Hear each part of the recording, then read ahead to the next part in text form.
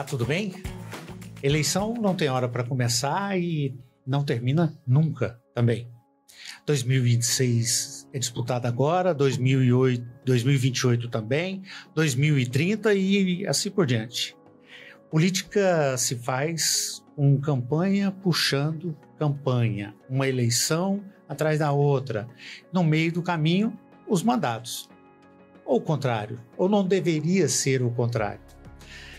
A partir de agora, você vai ficar ligado nos bastidores da política, nos personagens e protagonistas que fazem a história de Goiás, do Brasil, e nas histórias das disputas e nas histórias que essas disputas têm para contar. Este é o Quem Vai Ganhar, o podcast do Portal GO, portalgo.com.br. Aqui você não vai perder nunca, é só prestar atenção, acompanhar. Nós vamos criar canais também para participação, para você mandar sugestões, e à medida que a gente for gravando, a gente vai incorporando essas sugestões aqui no nosso bate-papo, porque o tom é esse, é de bate-papo, não é de uma entrevista ou de um debate, não tem nada disso. Vamos conversar, vamos falar sobre assuntos da política. E eu tenho a honra de ter aqui ao meu lado duas jornalistas jovens, mas também já com bastante experiência. Agradeço pelo jovem, né? Só não tem mais experiência que eu, né? Eu sou o mais experiente. Te aprendeu muito com você turma, também, Vacil. Aqui, né? Pois é, eu já estou nessa fase. Todo mundo aprendeu. Mas é bom, eu fico feliz com isso. Laila, você, jornalista, mestre em comunicação política, colunista aqui do Portal GO, editora, tem um belo trabalho, muito bem-vinda. Obrigada, Vacil, sempre um prazer estar com você, falar com você, discutir, pensar um pouco política. A gente traz para cá, para essa roda de conversa, um pouco do que a gente faz em cafés, né? O Vacil adora um café, adora uma reunião de pauta no café. Agora a gente tem uma mesa com microfones, que eu já falei várias vezes, vamos gravar essa conversa aqui, que a gente vai aprender um pouco de política e comunicação com você. É um prazer estar aqui. O café foi antes, né? Vai ser depois. Foi o antes. Também. Lênia Soares, jornalista, criadora, editora, colunista e o que mais precisar? Tudo que precisar. Do todotempnoticias.com.br. Tudo bem, Lênia? Olá, Vacil. Olá, Laila. Quem vai ganhar, Lênia? Vixe, Maria, olha aí já. Segura, não fala ainda não. É sempre bom, né? Falar de política, pra gente é diversão, né? A gente se diverte com isso, é bom, é sempre gostoso. Obrigada. Bom estar aqui. Pois é, e nós temos aqui hoje como convidada a presidente do Instituto Iris Rezende, Ana Paula Rezende. O Rezende já incorporou, já virou sobrenome, né? E o Rezende entrega, filha de Iris Rezende, da dona Iris Rezende. Muito bem-vinda. Obrigada, Vacil. Obrigada, Lênia, Laila. O Vacil eu já conheço e a Lênia de muitos anos, né? Pessoas que fazem parte da minha vida também. E a Laila, um prazer de conhecer. O prazer é meu. E uma honra muito grande estar aqui e saber que é o primeiro programa, assim, eu fiquei muito feliz e agradeço a todos vocês. Obrigada. Olha, de saída eu tenho uma pergunta para você. Não é quem vai ganhar, não. Por que não é candidata?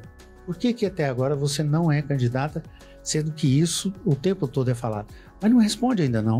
Vamos por parte. Já prepara, só prepara. Vamos por parte. Já vou ainda pensar. bem que ele dá um tempinho, né? Vamos falar vamos começar colocando exatamente a figura, a imagem, Iris Rezende nessa, e Dona Iris também, nessa conversa. O Iris foi governador, foi prefeito, 4 vezes de Goiânia, e enquanto ele participava, exercia esses mandatos, enquanto Dona Iris era deputada federal, o que a Ana Paula fazia?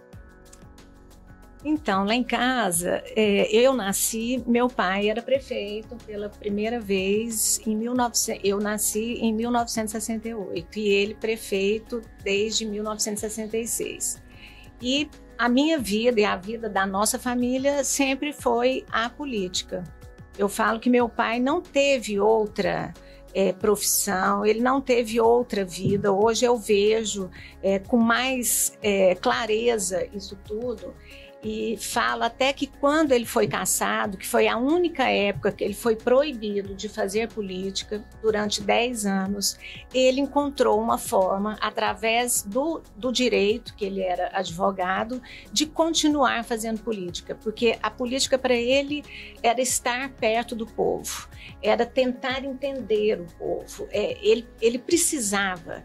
Então, eu falo que ele encontrou, através do direito, estar perto do povo. Outro dia eu ouvi alguém contando o seguinte, que ele, quando tinha júri no interior, ele ligava antes e já marcava para ir em rádio, visitava, entrevista. Ele também fazia esse trabalho, justamente para manter viva. É interessante a gente olhar para esse lado, né? Porque quando a gente pensa em política, a gente pensa em formalidade, a gente pensa em palanque, a gente pensa em locais da esfera pública que sejam de fato robustos e que necessariamente tem algum ali, geralmente homem, né? Branco, né? Que esteja fazendo política. Mas a política, ela não se faz só nesses espaços, né, Ana Paula? Ela se faz em outros momentos. E às vezes a política, ela se faz mais nesses outros momentos da informalidade, do bastidor, quando se está fora desse mandato especificamente, do que no exercício daquele mandato. Eu falo que para nós, para o meu pai principalmente, a política era uma maneira de viver dele. Com mandato, sem mandato, ganhando, perdendo, meu pai não mudava, a vida dele não mudava, a nossa vida era sempre aquela, e a gente foi criado nesse meio político.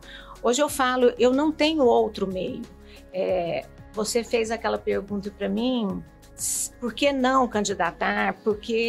E me perguntaram muito isso. Inclusive, dentro da minha própria casa, eles me questionaram. Ana Paula, você vai entrar para a política? Morrendo de medo, né? Aí a minha resposta foi, eu não vou sair, porque eu nasci dentro dela. Hoje eu vejo, eu não tenho outro ambiente.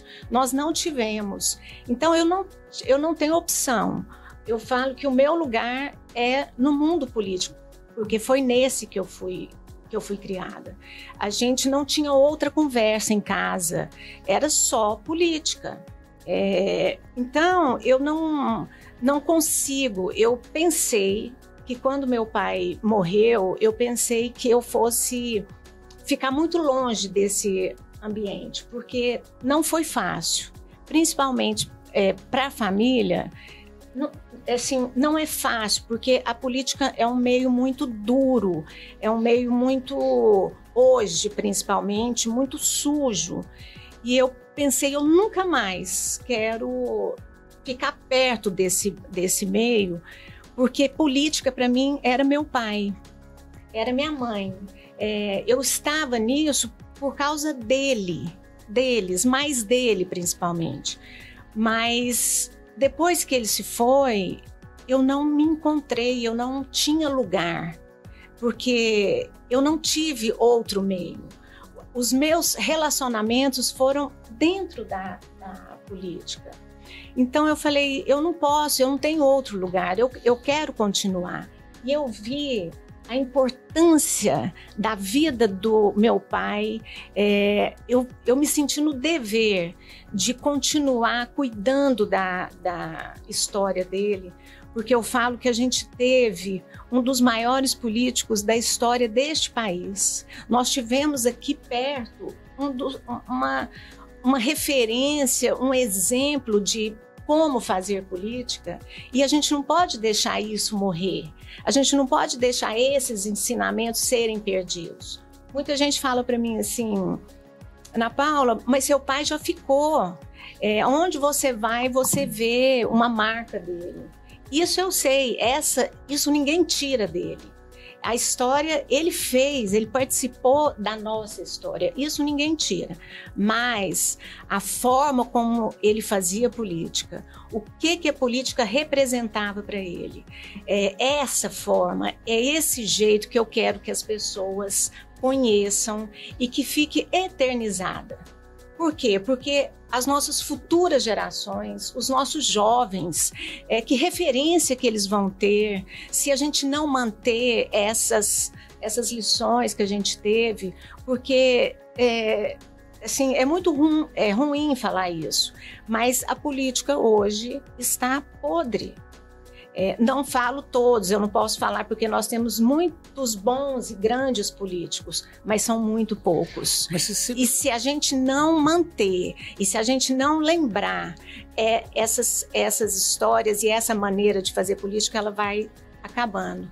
Porque a maioria hoje, a gente vive no meio. Eu assustei muito nos últimos 4 anos, que eu fiquei muito próximo do meu pai. Sem interesse político, eu queria estar perto, porque meu pai tinha... Você era nos bastidores, como é que você lidava e como é que você agia com ele? Você interferia? Ele deixava interferir? Não, eu não interferia. Meu pai sempre tomou as decisões dele, até porque a habilidade e a sabedoria que ele tinha, ele ouvia. E hoje eu ainda fico pensando, gente, meu pai era muito gentil, né? E muito respeitoso com todo mundo e até com a gente, porque quantas vezes que os meus irmãos, ia dar palpite, não, tem... E ele sempre escutava, não, perfeitamente. Mas ele sabia, e eu falava, gente, ele não falava, não, minha filha, você não entende. Ele não retrucava. Não. Ele não retrucava, ele ouvia, e ele fazia do jeito dele, e hoje eu vejo que o jeito dele era o certo, era o melhor. A gente jogava dama e ele xadrez, né? Assim, a gente estava ali na simplicidade e ele estava lá em cima. Porque era uma sensibilidade e uma habilidade que eu acho que aquilo era um dom mesmo. Aquilo, ele nasceu assim. Então, eu falo... E eu nunca estive perto dele por algum interesse político, não, porque ele nunca deixou isso. Lá em casa a gente sempre teve os limites. Ele nunca estimulou você ser candidata, por exemplo? Nunca. Ele nunca me estimulou. E ele estimulava muito os jovens, que ele falava, se os bons não se prepararem e se encorajarem para enfrentar esse mundo político, só vai sobrar os ruins.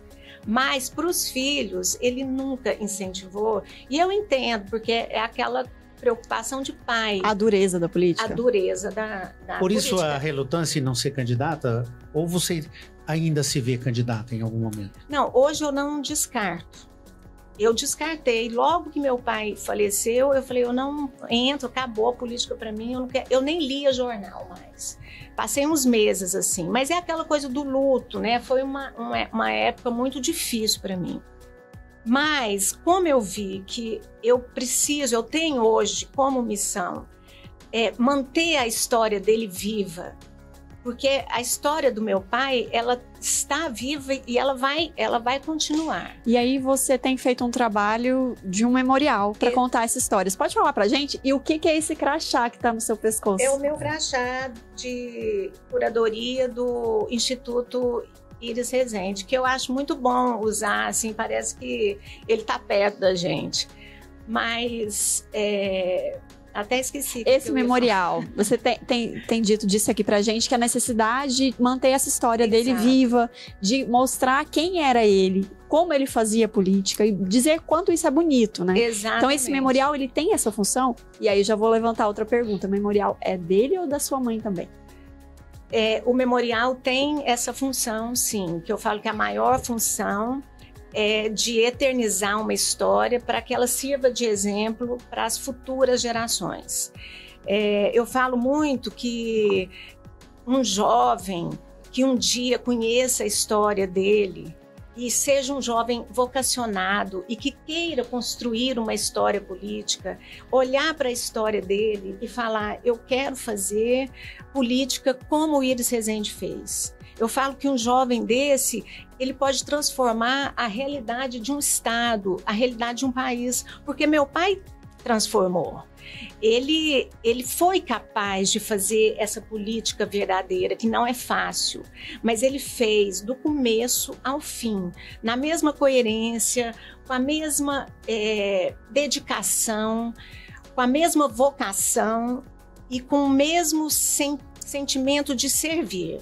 Porque meu pai tinha a vida dele como uma missão dada por Deus para ajudar as pessoas. Então, e assim ele seguiu até o fim.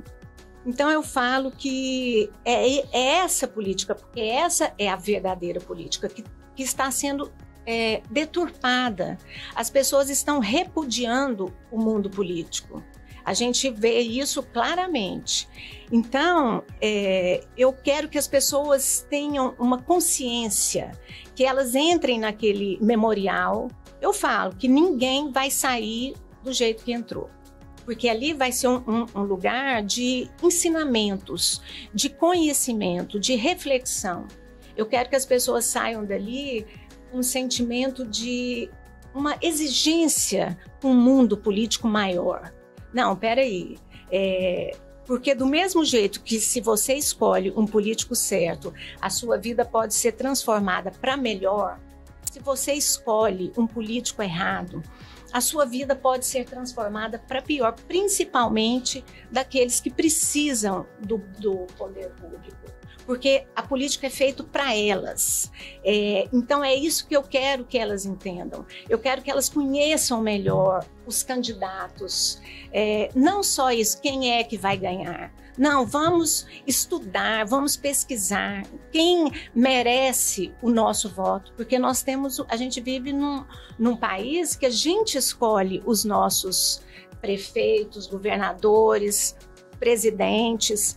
Então, e isso é uma arma que os eleitores e a população têm, mas que está sendo muito mal usada. E eu até entendo, porque é esse repúdio. A pessoa não quer participar, não quer saber de política, porque você abre o jornal, você escuta, você abre lá nas redes sociais, você só vê denúncia, mais denúncia, você não... E que se perdem, você só vê escândalo. É um mundo hoje que tem me assustado muito. Então, eu quero fazer minha parte. Eu quero mostrar que existe uma outra realidade e que depende muito da gente também. Acho que se... Eu não paro de falar, né? Não, a ideia é essa, que você fale. Aliás, o discurso tá bom, só tá faltando a campanha. Deu até vontade, Lênia, de perguntar outra coisa. Quem que é mais político lá, ela ou o Daniel? Quem que você acha? Ixi. Daniel é o filho dela, é o neto de Iris, que tem muito do avô ali na figura dele, na forma de agir dele também, né? Havemos um candidato ali, quem sabe? Lá em casa todo mundo é político, não tem jeito de não ser. Porque é aquilo que eu falei, o assunto é esse, todo mundo envolvido. Assim, para você ter uma ideia, Laila, quando meu pai foi candidato em 2004 para prefeito, minha filha tinha 4 anos, ia fazer 4. E eu me lembro que eu falo, gente, realmente a nossa vida era uma vida diferente. Você pensa uma criança com 3 anos e meio que não perdia um programa eleitoral. Mãe, vai começar. E aí eu ia assistir com ela e ela sofria. Mãe, a gente tem que ajudar meu avô. E aí ela via debate. Aí eu penso, gente, não é... Assim, para mim, na época, ok, é normal, porque a gente só falava disso, né? Então, não tem como nós não participarmos da política, não sermos políticos. Eu falo que todos nós somos. Meu pai, minha mãe eram, e os filhos e os netos são. Porque... Se fosse uma família de artista, todo mundo seria artista.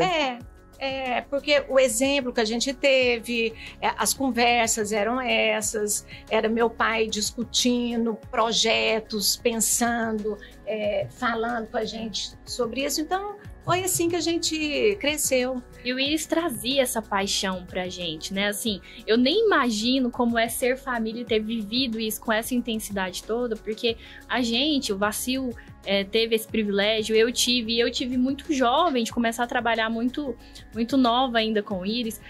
Não dá pra não amar a política, não dá pra não amar aquele ambiente, porque era um jeito diferente. Aquela política, aquele jeito, aquela...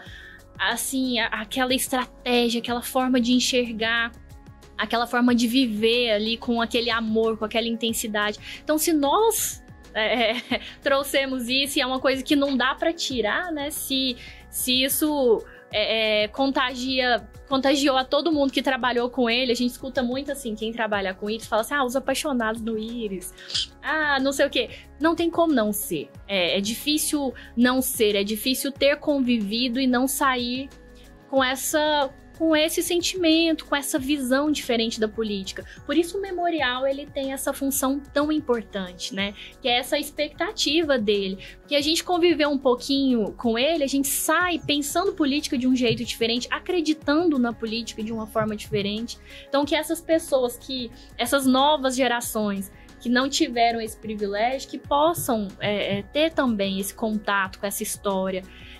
O memorial, durante a Ana tá vivendo muito isso, mas nas pesquisas, as pesquisas, elas impressionam a nós, né? Até a Ana descobre coisas que foram feitas que a gente não sabia, que a gente não fazia ideia de ações impressionantes, né? O Íris lá atrás pensando em coisas que a gente ainda não consegue trabalhar. Como o que, Helênia?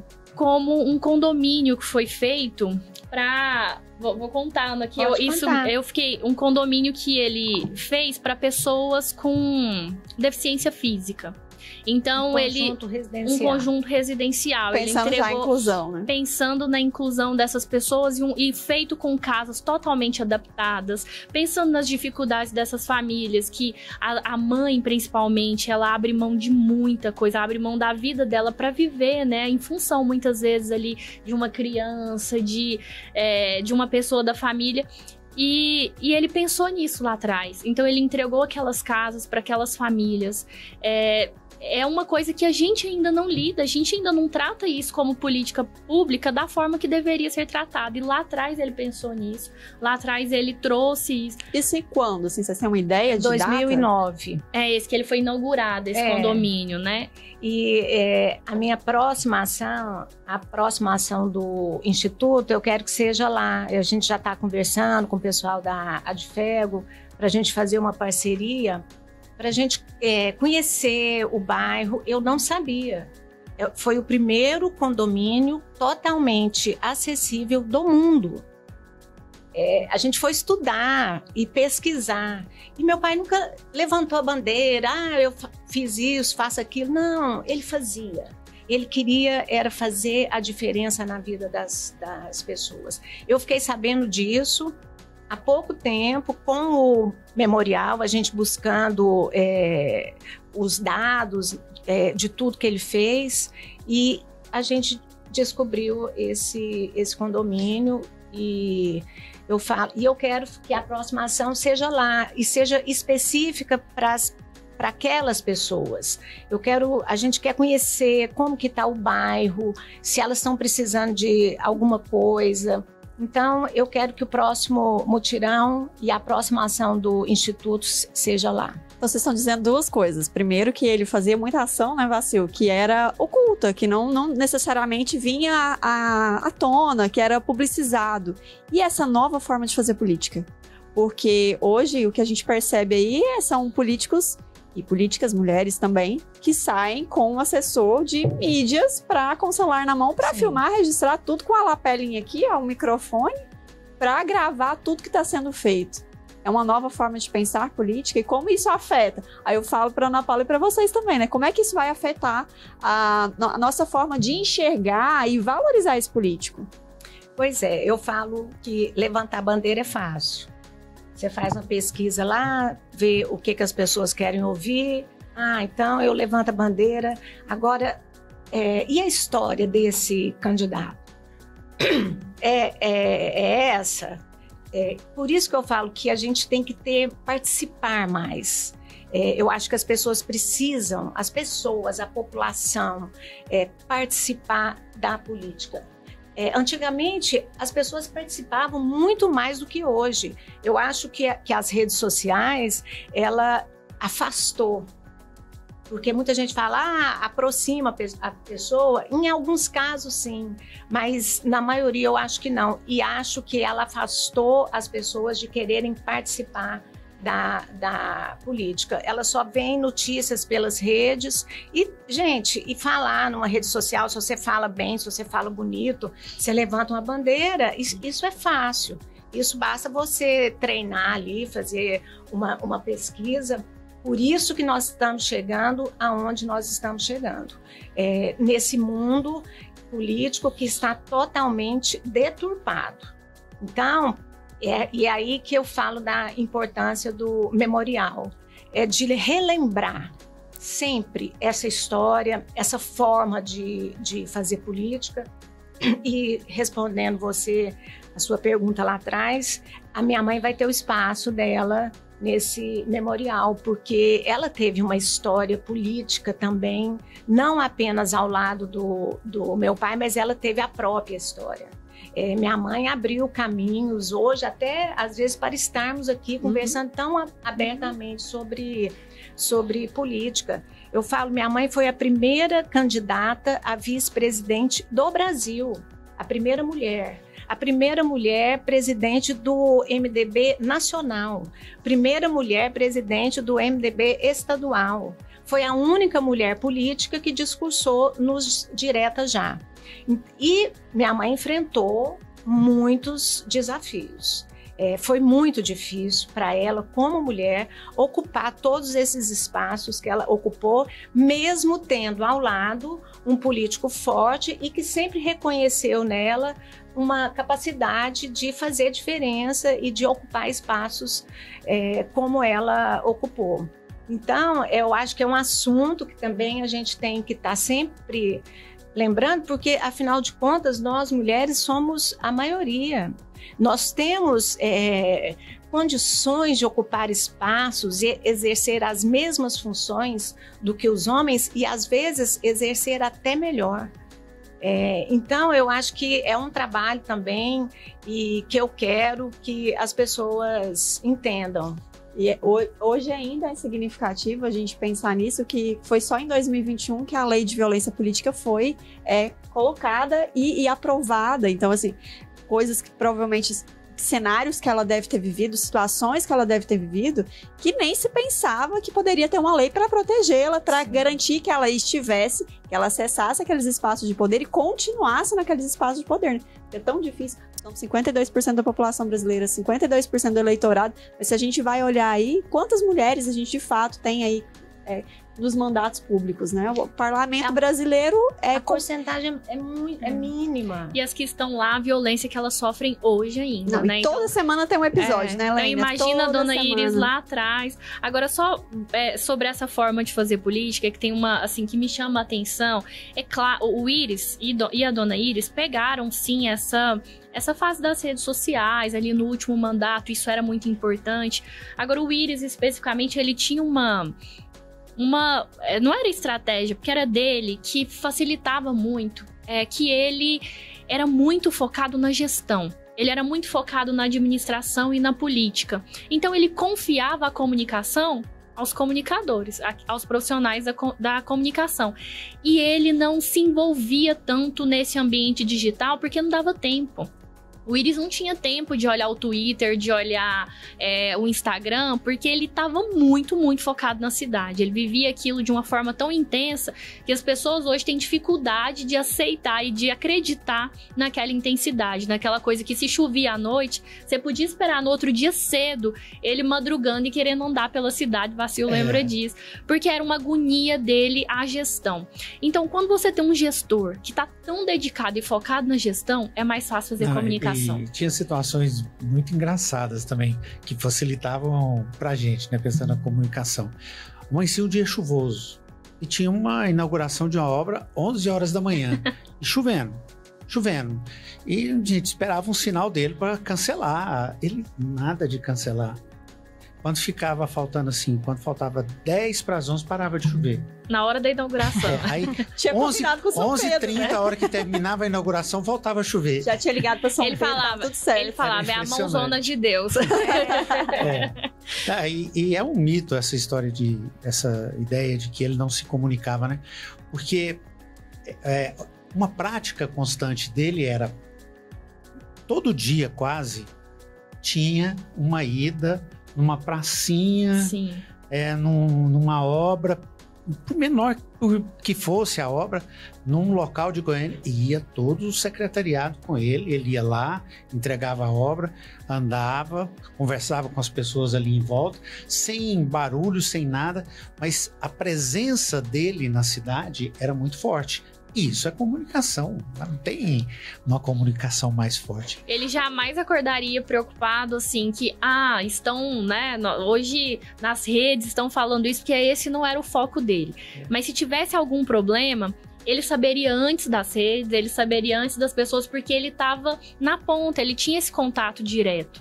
Então era muito impressionante que quando fazia pesquisa qualitativa, eu lembro de ir assistir os grupos e às vezes em reuniões ele chamava atenção, tem que ter atenção nisso aqui, nesse ponto, tem que ter cuidado com isso. Aí a gente ia para grupo de pesquisa qualitativa, aí a gente sentava lá e ouvia as pessoas reproduzindo exatamente o que ele tinha falado. Mas porque ele estava nesse contato, então esse contato direto era muito forte. O Íris tinha uma intimidade com as pessoas, né, com os goianienses, que era absurdo, assim. Então ele tinha esse sentimento. E esse é o sentimento que muitas vezes a gente encontra nas redes, que a gente encontra na pesquisa qualitativa. Ele tinha primeiro, porque ele tinha lá na fonte, né, ele estava lá no bairro. Então isso facilitava muito. E isso não foi de 4 anos para cá. Isso foi de 70 anos para cá. Porque eu falo, essa relação que ele teve com as pessoas é muito profunda. Eu vejo isso hoje, até hoje. As pessoas me param, me abraçam, sem eu conhecê-las, e agradecem. Aí eu falo, eu que agradeço o carinho que essas pessoas tiveram com ele. Porque eu cheguei a pensar assim, e me questionar se meu pai tinha noção da dimensão de tanto que ele foi amado. Eu falei, será que meu pai foi embora sabendo? Ele foi embora realizado. Isso eu sei porque ele falou. Ele foi reconhecido em vida. Então, eu falo que Deus foi muito bom com ele. Mas eu me perguntava, mas será que ele sabia que era desse tanto? Mas hoje eu acho que, pela reação delas comigo até hoje, ele sentiu, eu falo, ele sabia porque ele estava muito perto dessas pessoas. Percebia isso muito claro. Por que ele não foi candidato, Ana Paula? Ele tinha uma aprovação alta. Sim. As pesquisas que eram feitas mostravam que ele poderia ganhar no primeiro turno a reeleição, mesmo com toda a pandemia, com toda a dificuldade. Por que ele não... Eu acho que pelo senso de responsabilidade que meu pai tinha, porque ele sabia o que é você ter nas mãos a responsabilidade de cuidar de uma cidade como Goiânia, com quase 2 milhões de habitantes. Porque não é brincadeira, política não é brincadeira. Política é coisa muito séria, porque você lida com a vida das pessoas. Por isso, aquela dedicação dele, o zelo com a coisa pública, que também era assim, muito impressionante. É uma coisa que eu quero que as pessoas entendam também. Mas, então, eu acho que no final, ele estava com saúde, meu pai estava bem, ele estava com uma aprovação alta. Mas ele muitas vezes falava para mim, eu estou cansando muito. Aí eu falava, pai, mas eu não aguento esse pico do senhor. Ele, mas eu não sou o mesmo.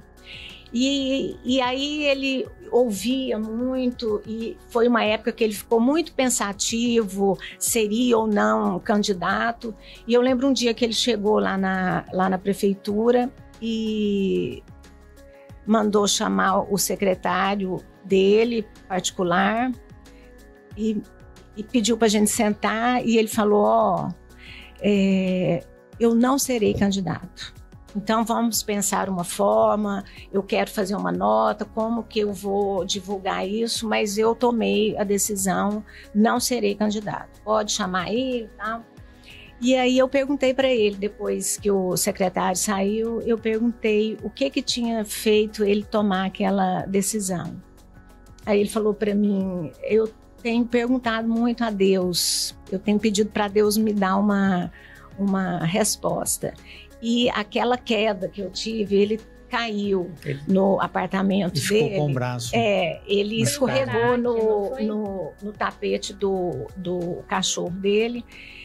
Caiu, ele ficou uma semana, mas não foi nada grave. Mas ele entendeu aquela queda como um sinal de Deus. Iris, está na hora de parar. E meu pai tinha um relacionamento com Deus muito íntimo. É uma coisa que a gente não sabe explicar, não tem muita explicação.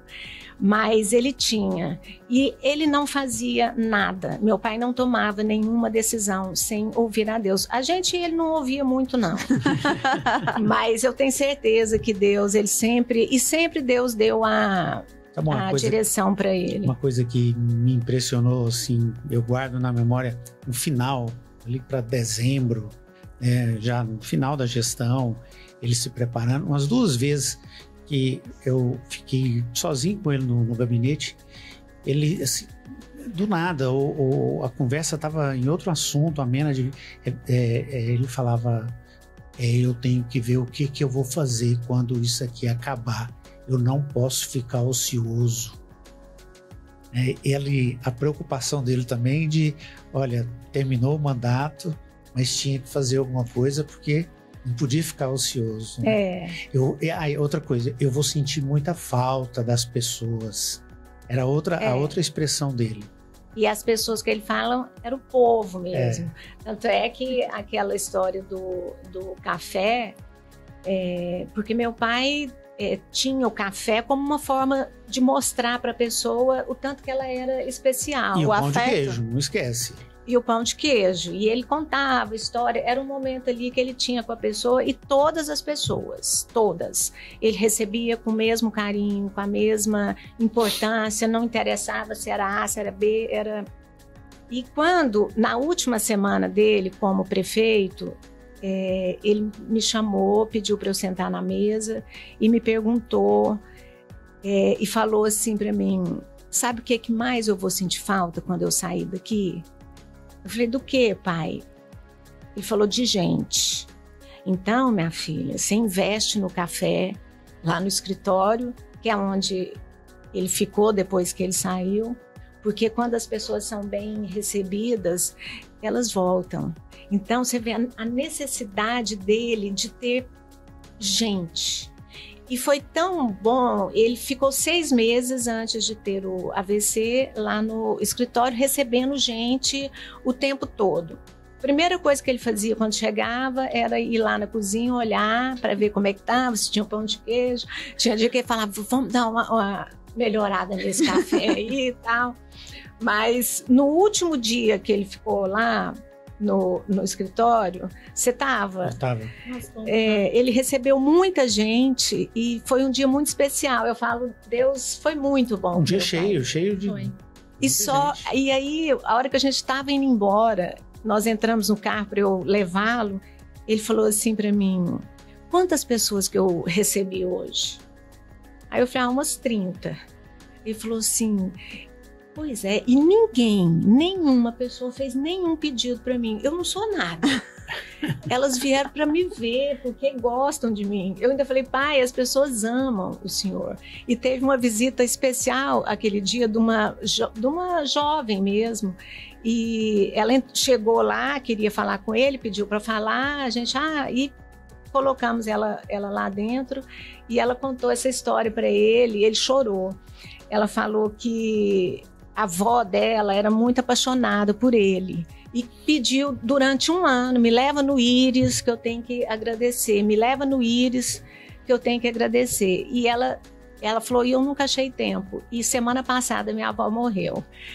E eu pensei, não, agora eu vou lá, em nome da minha avó, eu vou agradecer e falar para ele, que até eu emociono, que essa casa, que ele deu a casa que ela tinha, arrumou o emprego e ela conseguiu manter a família, cuidar.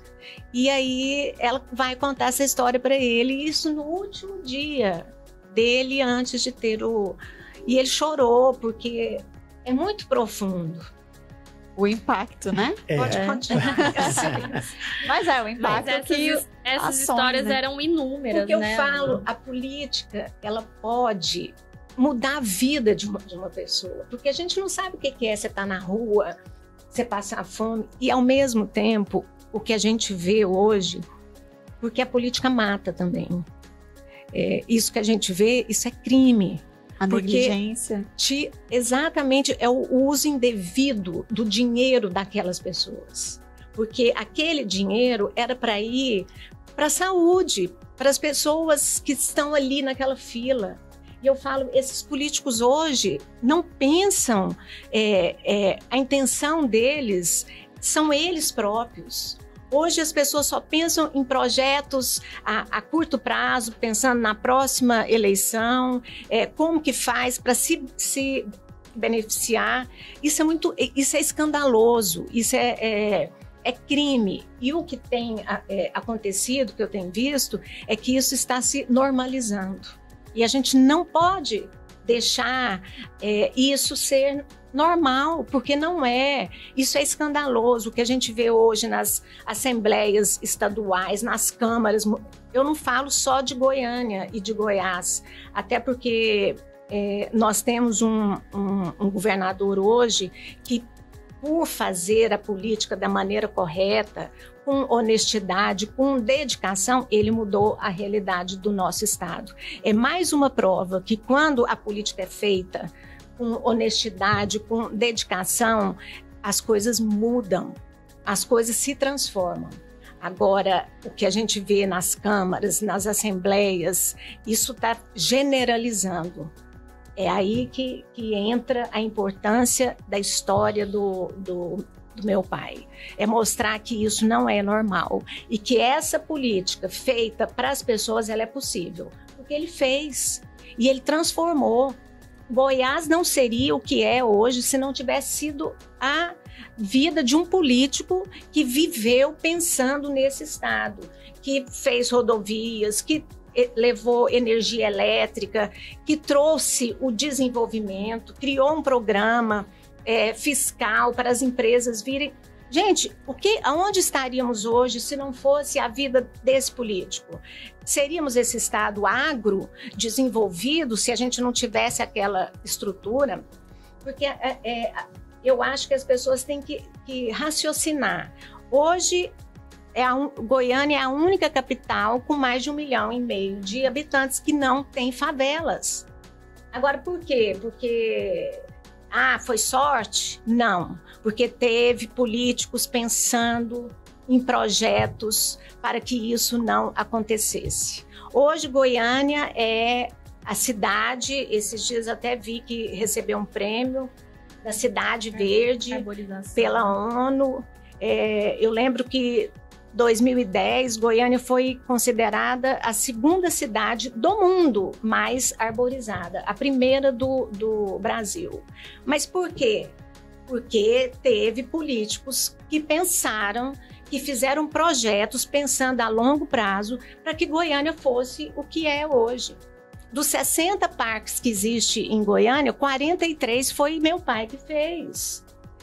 Quantos conjuntos habitacionais, quantas famílias foram tiradas? Tem uma parede lá no memorial, inclusive, agora eu vou voltar, que ela é interativa também. Nós vamos ter várias salas interativas, vai ser um memorial muito interessante. E tem uma parede lá que você passa a mão, você chega, é uma foto de um campo. Você vai passando a mão, ela vai transformando e transforma 1000 casas, aí se transforma na Vila Mutirão. E põe até o horário, 6 horas da manhã era o passo, hora que chega no final, estão ali 1000 famílias abrigadas. Vai ter uma foto de uma favela. A hora que você passa a mão, se transforma na Praça Universitária, e é foto da época. A Praça Universitária era uma favela.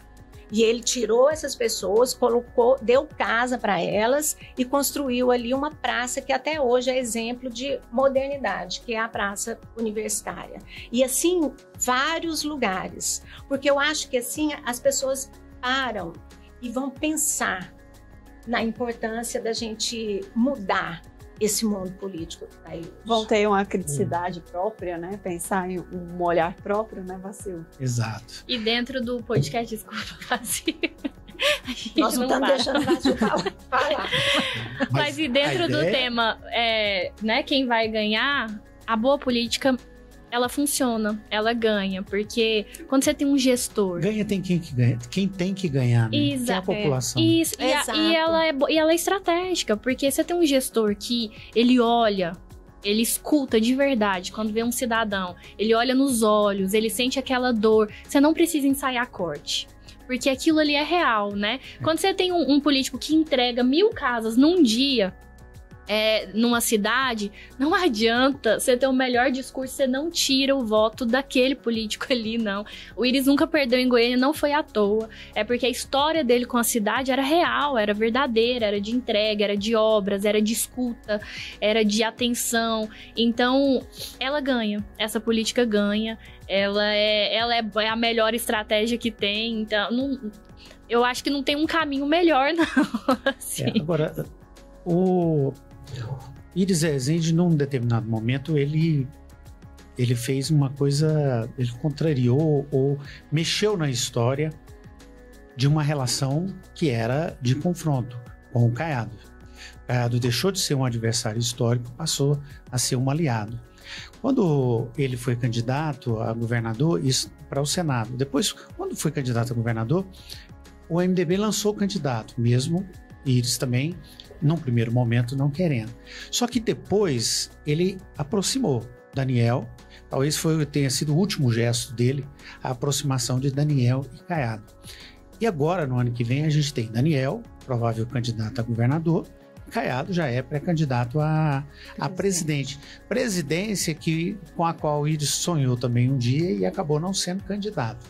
Você vai para o palanque, você entra de cabeça nessas campanhas. O que você pensa em fazer nessa eleição do ano que vem? Eu vou entrar para aqueles candidatos que eu acredito. Nessa última campanha para vereador, eu não olhei partido. Eu falo, eu quero ajudar quem eu acredito, principalmente os jovens que quiseram entrar. Mas eu tenho uma dívida, eu acho que o Caiado, ele é muito preparado, acho que nós temos aqui o melhor candidato à presidência. Então, eu vou entrar de cabeça porque eu acho que o Brasil está precisando de um candidato com equilíbrio, honesto e que seja capaz de transformar a vida do povo brasileiro, porque o povo está muito sofrido. Eu acho que a gente precisa ajudar aqueles que a gente acredita que pode mudar essa realidade. E no Daniel? Eu estarei junto com o Daniel. Eu e o Daniel, eu sou mais, assim, bem mais velha que ele. Eu falo que nós crescemos juntos. Mas a nossa história sempre foi a mesma, né? Sempre junto e misturar. Junto e... Então, eu quero ajudar. Eu não sei se eu tenho essa capacidade toda de ajudar, mas eu quero estar presente e eu quero ajudar. Porque uma coisa que eu aprendi e com meu pai foi a lealdade ao partido. Isso também é muito importante. Eu falo que o político, para construir a sua história, ele tem que ser leal, ele tem que ser coerente, porque você não constrói uma história do dia para a noite, ou então pulando, um dia está aqui, outro dia está ali, você não sabe de que lado que está. Ele tem que ser coerente, ele tem que ter responsabilidade. Então, eu vou apoiar o meu partido. Como cabo eleitoral ou como candidata também? Eu não sei. Eu não descarto hoje ser candidata. Eu tenho ouvido muito, eu tenho avaliado muito, eu tenho escutado muitas opiniões. Eu quero participar de uma forma que eu possa levar essa história adiante, que eu possa manter esses exemplos vivos, mas eu não sei se eu preciso de um mandato para isso. talvez o próprio memorial e o instituto vai me dar essa oportunidade.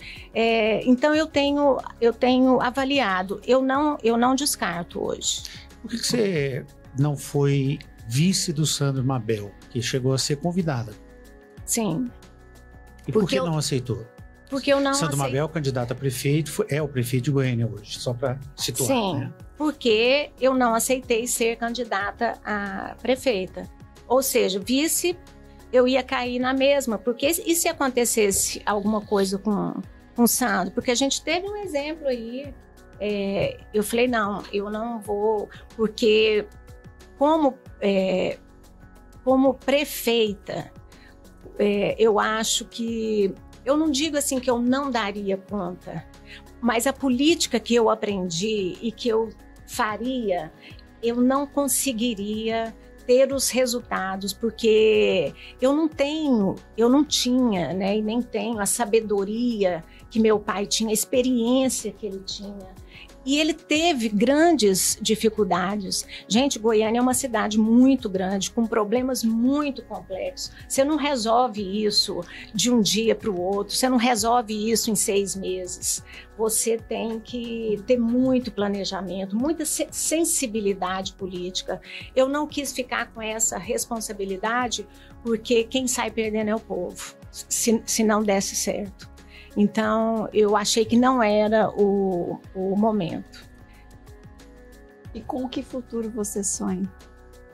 Pensando nessa toda essa experiência política, de família, de história de vida, que futuro é esse? Eu sonho em uma política verdadeira. Eu sonho que isso é possível. A gente tem que lutar por isso. E é por isso que eu vou lutar, que eu falo que a minha missão hoje é essa, é levar essa história adiante. Muito bem, falamos bastante.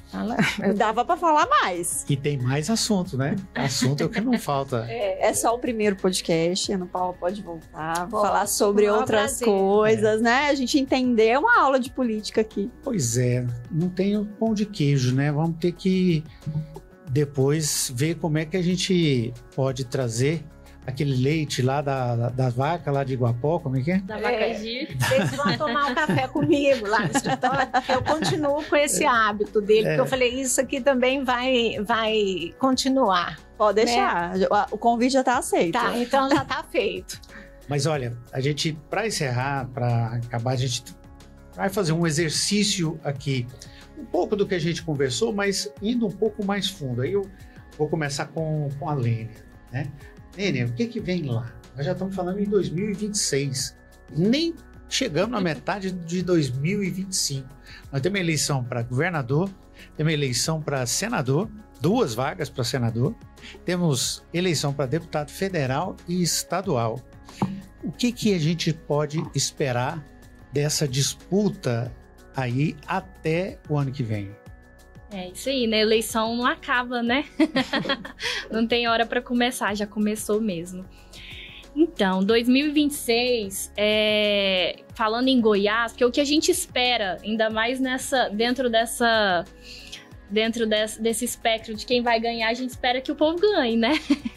Que os goianos, os brasileiros sempre. Agora, 2026 em Goiás, a eleição parece estar desenhada, né? A sensação que a gente tem é essa, que é uma eleição desenhada. Hoje, o candidato favorito é o vice-governador Daniel Vilela, que vai disputar como governador, com o afastamento do governador Ronaldo Caiado. Então, ele disputa já como governador. Agora, é eleição, né? Então, eleição sempre pode mudar, a gente nunca sabe, nunca pode dizer Quais que está outros definido. nomes que hoje a gente pode falar que estão também nessa discussão, nessa possibilidade? Então, dentro desse espectro, né, de que Daniel Vilela é o candidato favorito, é o candidato do governador Ronaldo Caiado, é o único candidato que está se movimentando dentro, né, dessa questão eleitoral, tem articulado, tem conversado. Muita coisa pode acontecer. Uma das possibilidades que acredito que ainda é uma possibilidade, é uma aliança com o PL.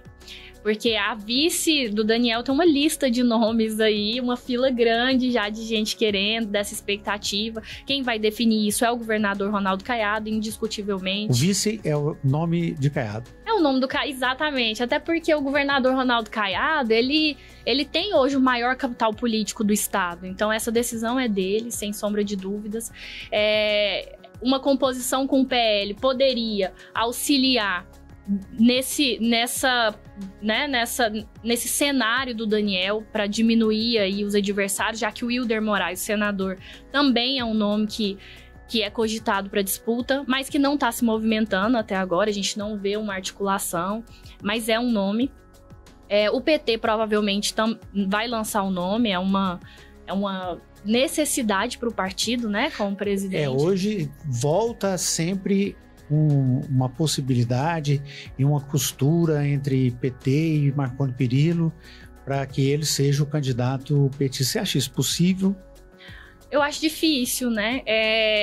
O Marconi, o ex-governador Marconi Perillo, ele manifesta essa vontade, ele deixa claro, mas ainda é um desafio muito grande eleitoralmente para ele, né? Ainda não tem partido, né? Ainda não tem partido.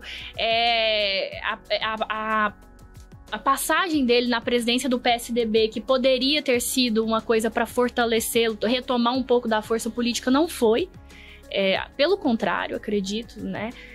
Então, não vejo muito essa possibilidade. Não seria uma grande vantagem para o PT hoje. Só para situar, não tem partido, a gente está fazendo uma brincadeira aqui, porque ele está no PSDB, o PSDB está num processo de fusão. Federação também. E possível federação. Fusão com o Podemos e federação com Solidariedade, né? Sim. Agora uma coisa curiosa, assim, voltando para a base governista, né? É que o que eu tenho percebido em conversas é que o MDB não tem tanto esse interesse dessa composição com o PL. Não é, assim, um anseio tão grande, assim, para algumas pessoas ali do MDB que enxergam que essa composição pode tirar um pouco do espaço ali nessa chapa, já que a gente já tem um nome definido também da primeira-dama Gracinha Caiado, que vai disputar seria para uma Senado, vaga para o Senado. E sobraria uma outra vaga, outra coisa clara também, que não é mistério para ninguém, é que o Bolsonaro, o objetivo dele é fazer senadores, é eleger senadores, isso é uma missão quase que de vida ou morte para ele. Então ocuparia uma vaga ali que pode ficar para o MDB, pode ficar para alguém do grupo. Essa composição eu não vejo aí dentro do MDB como um anseio, uma coisa assim, né, uma empolgação muito grande com ela. Mas ela não deixaria de ajudar nesse processo de disputa, porque eu acho que quando a gente fala de Goiás, não dá para subestimar a força dessa direita. Ela junta a direita, né? Ela juntar, exatamente. Mais ao extremo e mais de centro. E não dá para subestimar essa força aqui, né, no estado, que tem um eleitorado mais conservador, dessa direita mais radical. Algumas pessoas do MDB avaliam um teto ali para essa direita um pouco mais radical, entre 25%. Mas ela não é certa, né? A gente não pode contar com isso, não é matemático esse número. Então não deixaria de ajudar, não, essa composição. Agora, Ana Paula, uma coisa que está muito forte também é os partidos querendo eleger deputados federais. Então, as chapas de candidatos a federais são muito importantes porque elas definem o tamanho do partido lá no Congresso, né? Receber verba, tempo de televisão, espaço. Então, tem toda uma vantagem em torno das legendas. E até as legendas que vão ficar, porque tem um corte também. Algumas legendas podem ficar no meio pelo caminho, justamente porque não elegem um número X ali de deputado federal. Esse pode ser um argumento para tentar falar, olha, Ana Paula, seja candidata federal, ajude a puxar voto, ou se enxerga espaço em outro Senado, outra... Eu tenho pensado muito, acho que o nosso grande líder político hoje é o governador Ronaldo Caiado, acho que ele é que vai conduzir todo esse processo. E eu falo que a pessoa, eu não tomo nenhuma decisão sem antes falar com ele. Então, eu ainda não sei. Eu tenho avaliado. Eu estou na fase de avaliar, de escutar, de pensar, de discutir. Mas eu acho que quem vai conduzir todo esse processo vai ser o governador. Lênia, para a gente encerrar, eu tenho uma percepção de que para a oposição que possa nascer ainda no Estado, né? Porque a gente está num processo de início de um novo ciclo político. Tudo passa pelo Caiado, né? Pela decisão de como se ele é candidato a presidente, que tamanho é a candidatura dele. E a candidatura dele tem um primeiro momento que é em abril.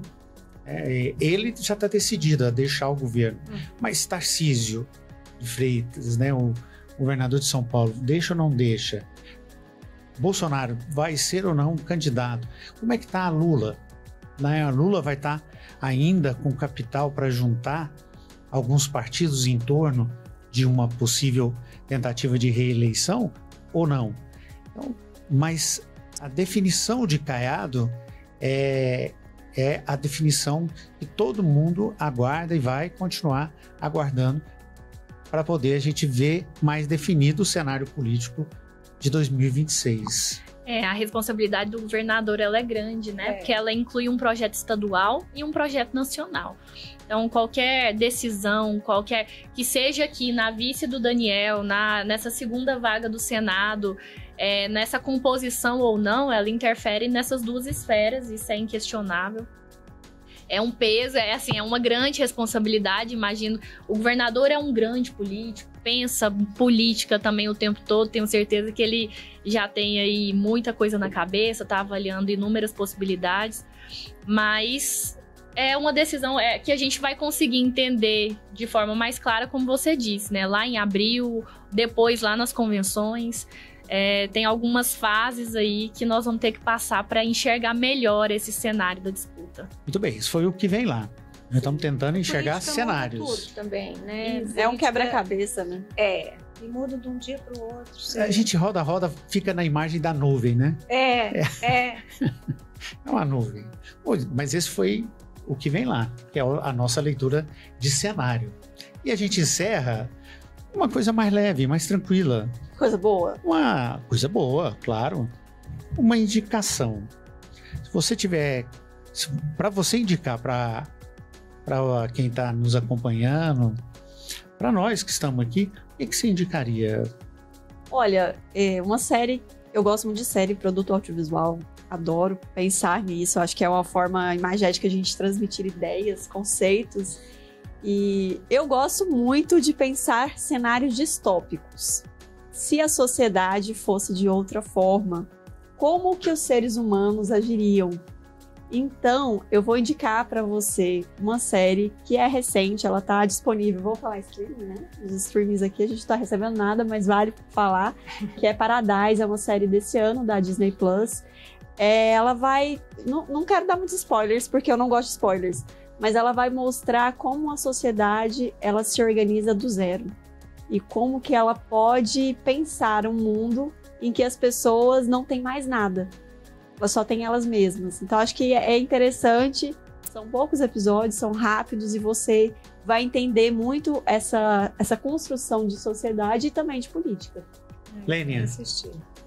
Olha só, eu vou indicar uma coisa pra rir, então. Não, mas a vida é essa também, né, Lênia? Tem que rir também. Eu falei pro Vacil, ele falou assim, olha, faz uma indicação, no final você faz uma indicação. Aí eu pensei em alguns livros, algumas séries, falei assim, não, lembrei de uma indicação que eu recebi recentemente de uma amiga, Denise, vou repassar a sua indicação. Que é uma série que também tá nas plataformas, eu não lembro. Na Globoplay. Que é Pablo e Luizão. É uma série do Paulo Vieira, que conta a história da família dele, que é muito divertida. E então vou recomendar essa que é pra rir. Pra rir bastante, rir de forma leve, descontraída. muito suave. E que fala do interior do Brasil, né? Exatamente, que a série ela acontece em Palmas, né? A história se passa em Palmas, mas a família é de Trindade, aqui de Goiás. Então tem um pouco do goiano ali, até porque em Palmas tem muito do goiano também, né? Então é uma série bacana. Ana Paula vai indicar uma visita ao memorial. Ah, não, ainda não tem visita, né? Não, ainda não. Mas vai ser o primeiro memorial imersivo do Centro-Oeste. Vai ser um presente para a nossa cidade, Quando? para a nossa população. Pois é, eu não estou falando mais em data, porque eu estou atrás de parcerias, de recursos, agora para eu terminar. Ele está 60% pronto, mas ainda falta um pouco, então eu não vou falar a data, mas que vai ser um grande presente para todos nós, isso eu garanto. E eu estava pensando, vou indicar um livro de um jornalista que eu adoro, que tem uma sensibilidade em enxergar. Eu falo que o texto do Vacil é muito profundo, com muita sensibilidade, o modo que ele vê o mundo, né? E esse livro foi o último, Vacil, de crônicas, e eu comecei a ler, estou começando, mas eu estou adorando. Nem sempre sou assim. Nem sempre sou assim. Nem sempre. Olha, e não foi nada programado, tanto que não tem nenhum livro aqui para poder. E o mostrar. outro eu quero também é Iris Rezende, da Cileide, porque eu tenho pregado muito, conheçam a história dos políticos, conheça a história das pessoas que você vai votar. E acho que conhecer a história do meu pai é muito importante. Então, fica a minha indicação. E a sua? Muito bem, a minha indicação é um livro também de uma goiana, Olga Curado. Olga, ela é uma mestre em Media Training, para quem trabalha com política já deve ter ouvido falar. Se não ouviu, precisa conhecer o trabalho da Olga. Ela faz Media Training já há bastante tempo e é impressionante como ela consegue resultados com prazos tão curtos. Esse livro, No Tatame como na Vida, lições de Aikido para a comunicação. É uma imersão no interior de nós mesmos, para poder entender como é que funciona e o que é esse processo de comunicação. Aqui é uma boa leitura que eu recomendo. E eu quero fazer mais uma, extremamente importante, a gente pensar que nós temos um site, né? O Portal Gol, tá aparecendo aqui, portalgol.com.br, lá você encontra notícias focadas no Brasil, mas em Goiânia também, né, Vacil? Eu e o Vacil estamos lá, a gente escreve, né, Vacil? A gente está presente. Você vai encontrar vários conteúdos, inclusive esse podcast. E a gente também tem rede social, @portalgolnoticias, que é o nosso Instagram. Também você pode conferir todas as informações no nosso Instagram. Ô, Lênia, você também tem? Não vai vender seu peixe? Então, eu tô Faz aqui, assim... tô assim... Olha, eu também vou indicar... Até parece que ela é tímida, assim, né? Também vou indicar o Todo Tempo Notícias, um novo portal de notícias, tá no ar, as redes sociais, Todo Tempo Notícias. Informações de Goiás, do Brasil, do mundo, entretenimento, a gente dá notícia de tudo lá. Então, deixa a indicação, quem quiser acompanhar. Você acompanhou a primeira edição do Quem Vai Ganhar? O podcast do portal go.com.br. Acompanhe a gente, você já teve a indicação das redes sociais. Estamos lá o tempo inteiro escrevendo, trazendo informações e até a próxima edição do Quem Vai Ganhar?